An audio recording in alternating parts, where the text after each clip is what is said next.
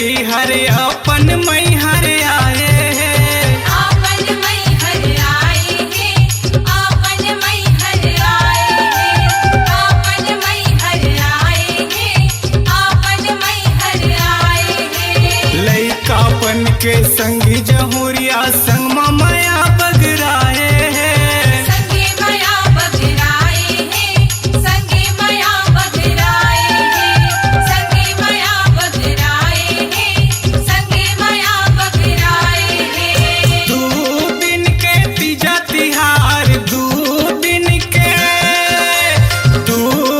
के तीजा तिहार बेटी के मान बढ़ाए हैं। कहूँ कि गुल गुल भजिया धर के डोकरी नाई बनाए हैं, कहूँ कि गुल गुल भजिया धर के डोकरी नाई बनाए हैं।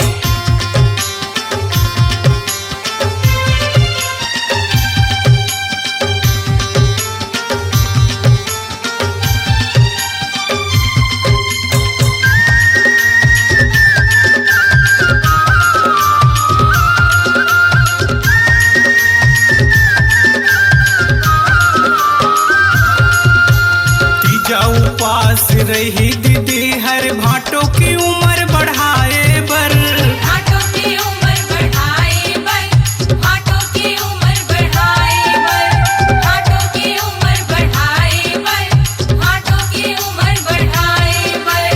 शंकर यौ गौरला मनावे अमर सुहाग लपाए बर, अमर सुहाग लपाए बर, अमर सुहाग लपाए बर, अमर सुहाग लपाए बर, अमर सुहाग लपाए बर।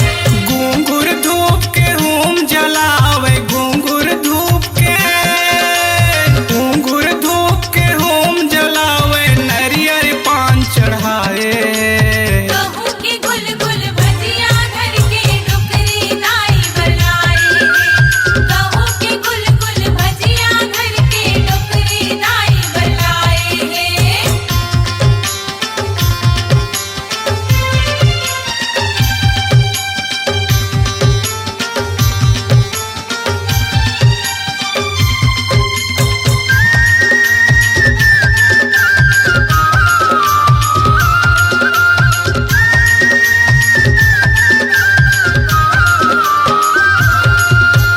करू भात लखा के तिझारिन तीजा उपास ल रही थे, तीजा उपास ल रही थे, तीजा उपास ल रही थे, तीजा उपास ल रही थे, तीजा उपास ल रही थे।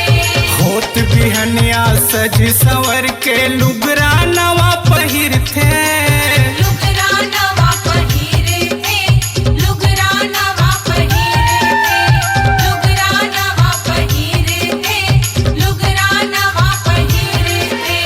ठेठरी खुरमी एरसा रोटी, ठेठरी खुरमी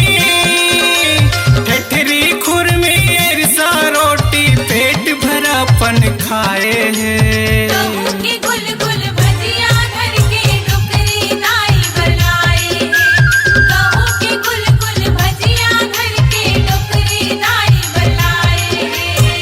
मोर मयारू दीदी बहिनी, मोर मयारू